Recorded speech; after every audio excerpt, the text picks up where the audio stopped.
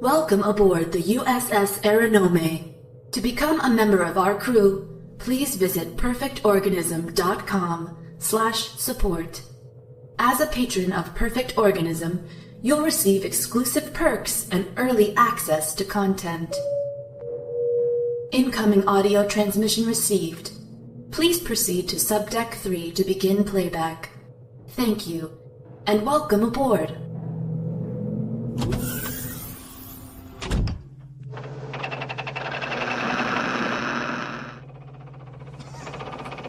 All right, sweethearts, what are you waiting for? Breakfast in bed? Another glorious day in the Corps. Day in the Marine Corps is like a day on the farm. Every meal's a banquet. Every paycheck a fortune. Every formation a parade. I love the Corps. Where's Basket? Let's rock!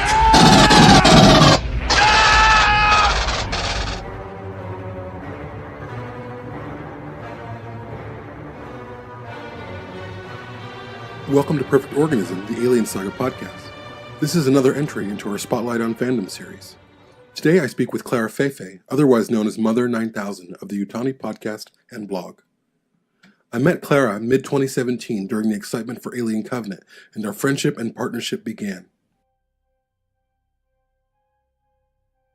Hey Clara, thank you so much for coming on. I remember first starting to see you in Alien fandom and fan groups. You came into fandom when it was the most polarized I have ever seen it. And I'm really interested in how you felt like you could navigate that. Did you feel like you could speak as someone who really loved Covenant? And I know you have a story about kind of coming back to Covenant, that you didn't like it at first. But that aside, did you feel the freedom to kind of talk about it? No, because of how people so virulently hated it. And the people who disliked it the most were the loudest. Before being part of Perfect Organism, I would let people argue me into the ground about how much that movie sucked. And I never felt like I had a voice or an opinion that was worthy.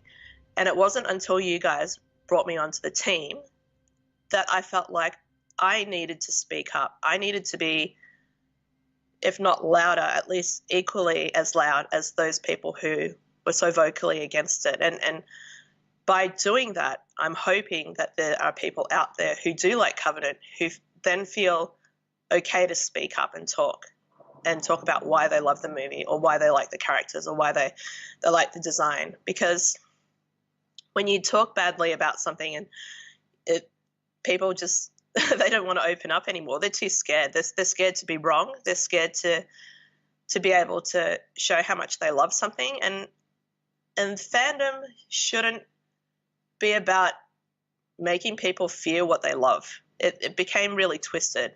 It was sort of fucked up. I had a lot of instances where I was vocal about liking Covenant, or at least recognizing it as canon, and then people would send me death threats or send me stuff that they said, you know, they wish my mum would be murdered and my daughter would be raped. And Oh I'm my like, God. You know, what the heck?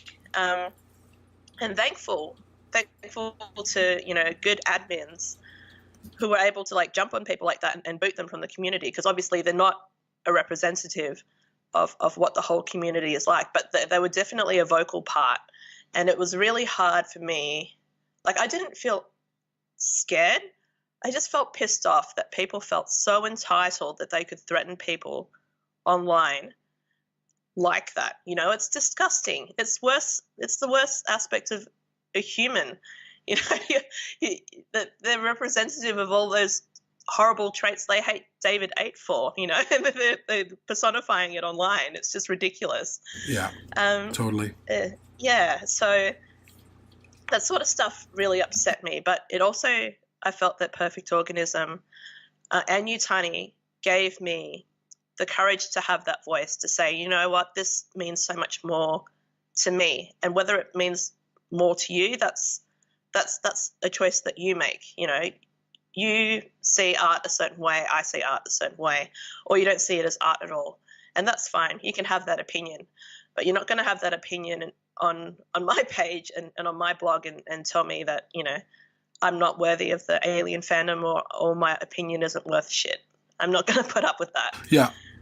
I hear you. I hear you. I mean, I think really, again, to restate, I think a goal of Perfect Organism, and again, due in large part to you, and then to Patrick, or to Yutani, you and Yutani, is to create a fandom where everyone is welcome. And that sounds kind of cheesy or PC or whatever.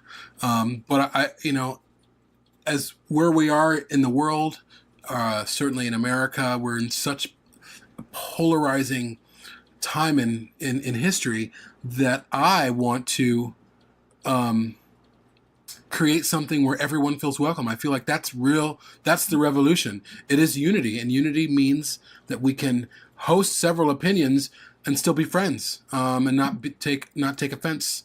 And I'm kind of retreading some of the stuff I talked about in the toxic fandom, but I really feel like you're a catalyst to that. So that's why I'm kind of re-engaging it now.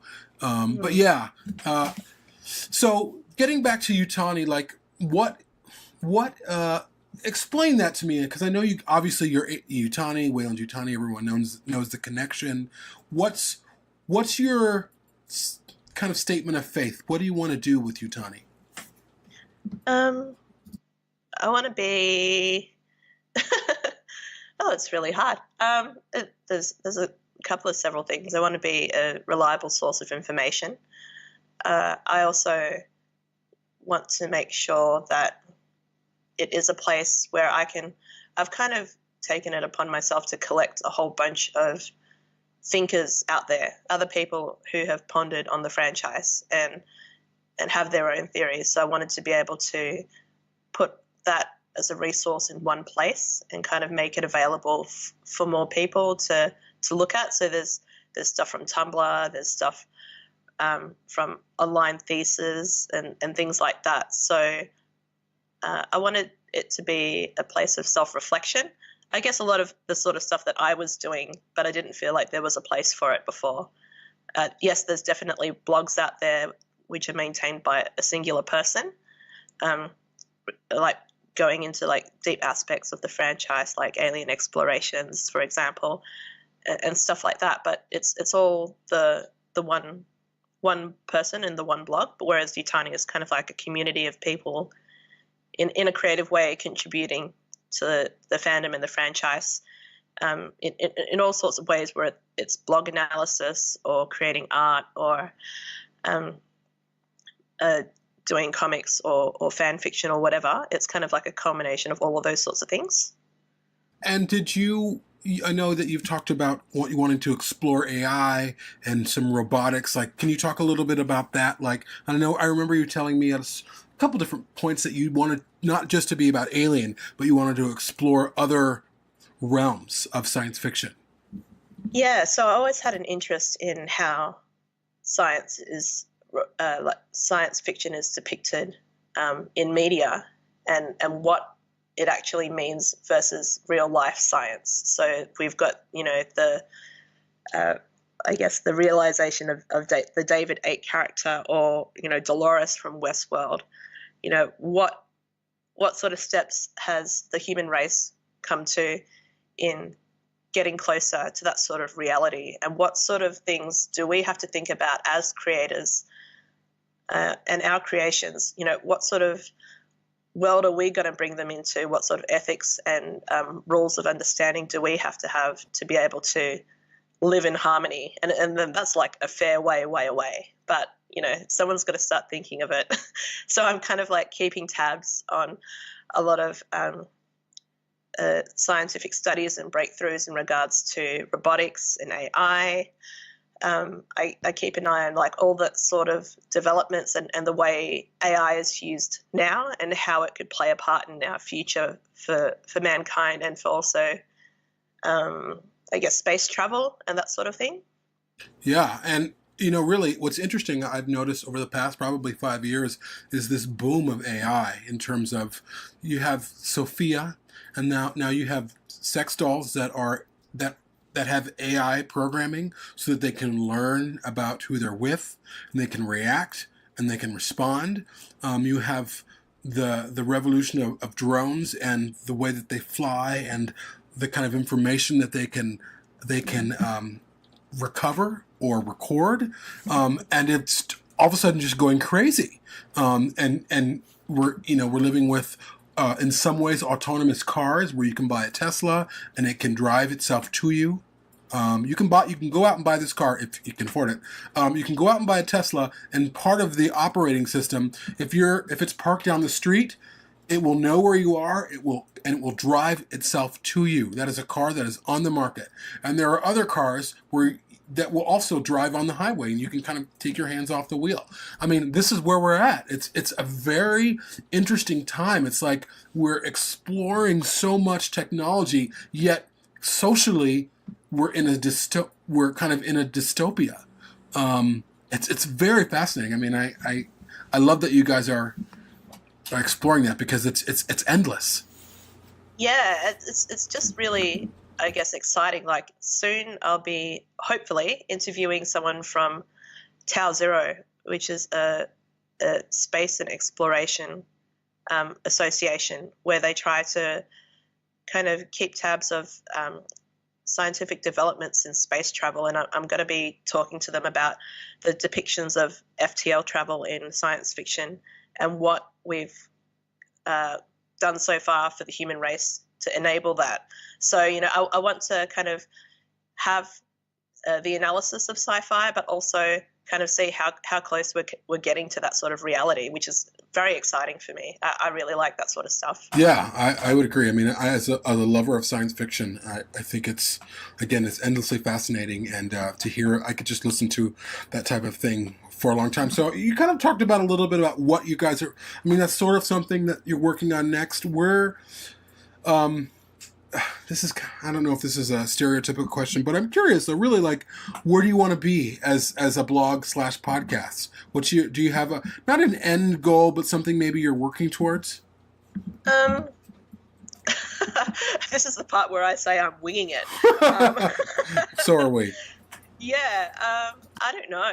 I've had people approach me to partner with to become a production company, which I'm still kind of milling on. So they want me, because I've got capabilities because I just know people and I know things, and they want me to be able to employ that as a production director or something like that. And I don't know. I'm not formally trained or anything. I don't want to get the job and be completely inept. But I would like to be able to kind of be the place where we can kind of highlight talented people in the fandom contributing in a positive way. Maybe a TV channel, that'd be great, or at least a regular YouTube spot. And there used to be a TV show in Australia called Beyond 2000, and they used to look at like the latest technologies and how they could improve the future, and they do this thing where they kind of like imagine, okay, so this sort of like scientific theory that they've discovered, how could that be applied to living in space, or agricultural revolutionary changes to feed people, that sort of thing, and I'd like to be able to do that. I always found that sort of show interesting. So micro changes in air density. I don't know why. That's just what I thought about.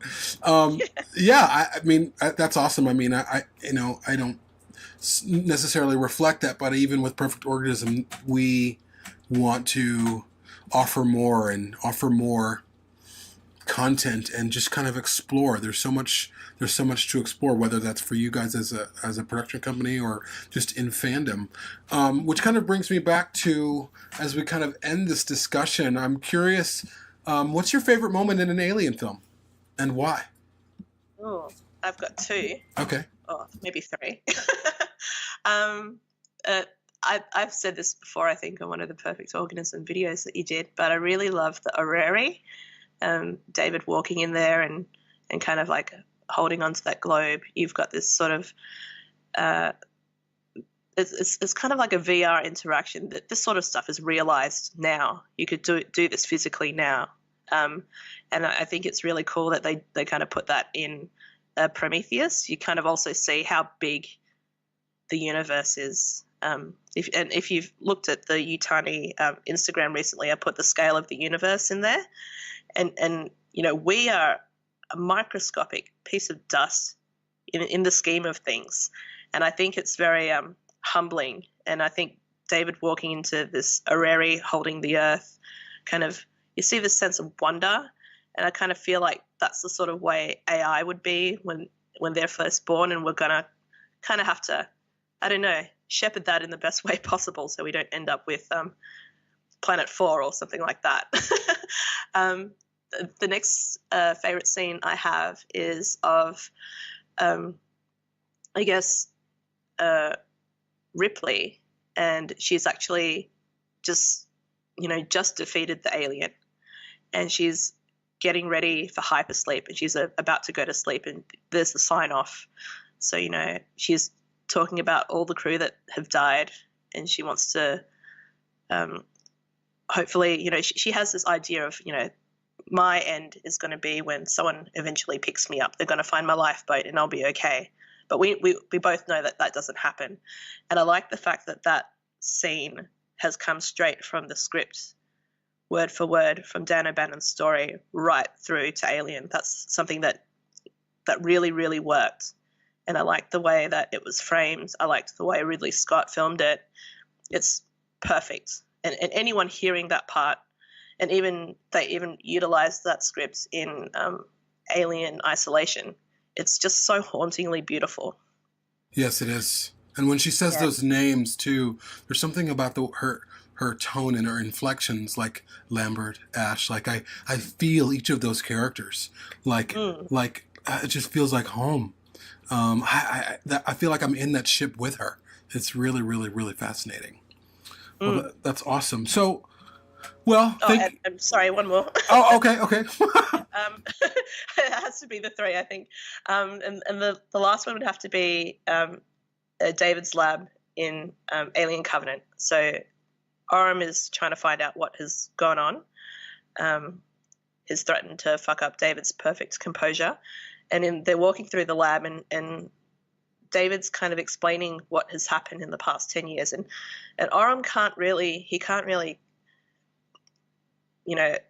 get a grasp on exactly what's happened. It's so much to take in. He's looking around, he's looking at the botanical illustrations, he's looking at the insects pierced onto paper and studied.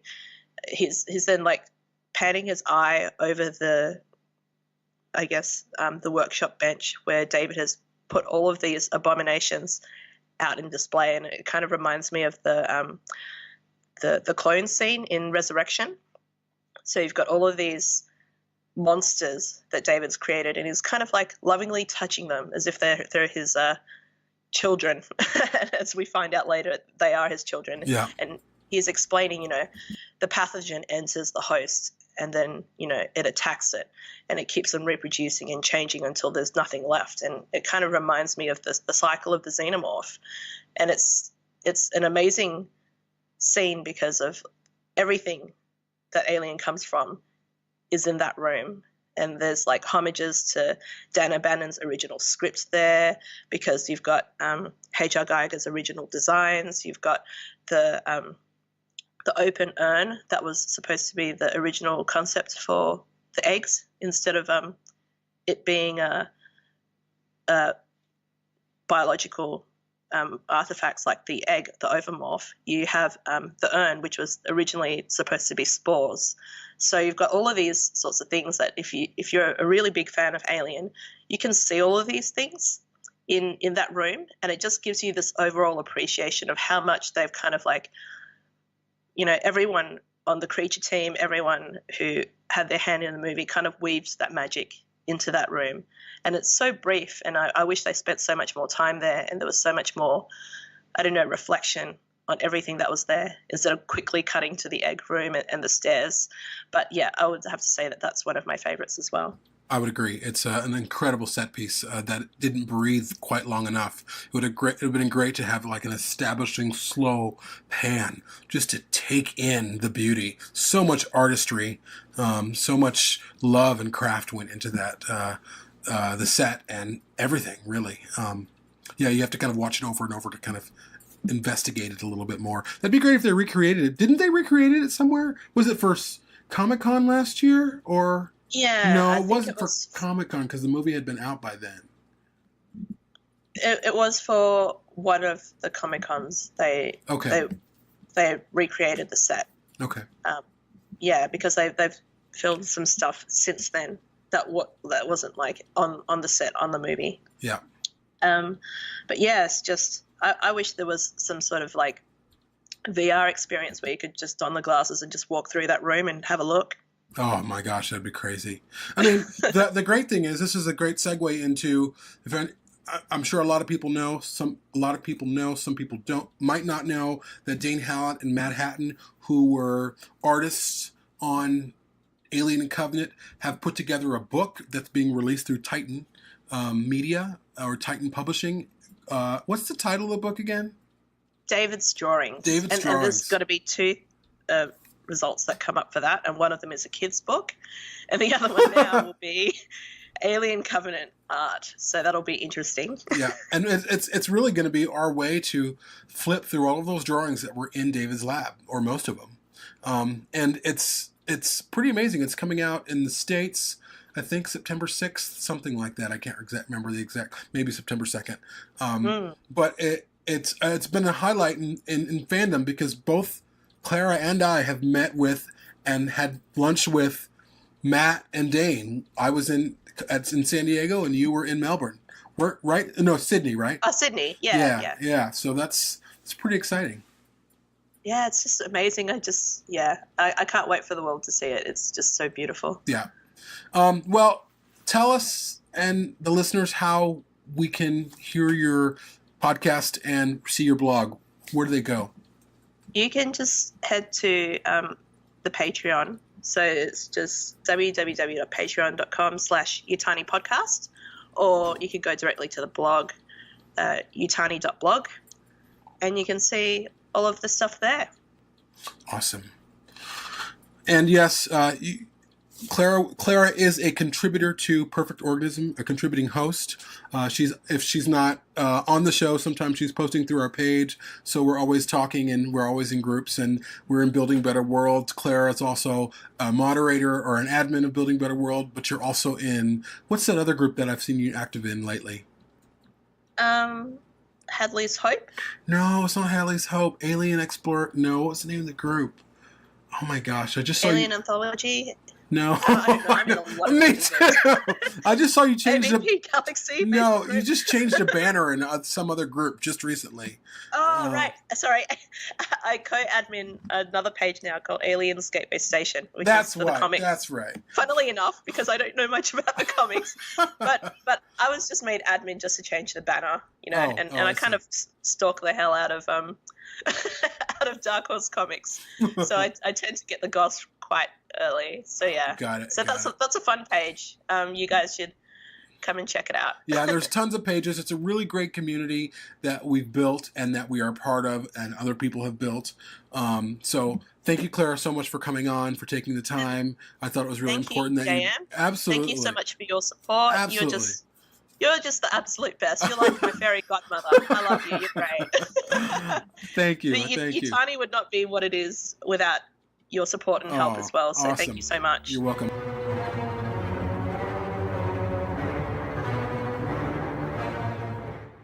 To find out more about our podcast, go to www.perfectorganism.com. Perfect Organism is also available for listening or download through iTunes, Google Play, Spotify, TuneIn, and Podbean.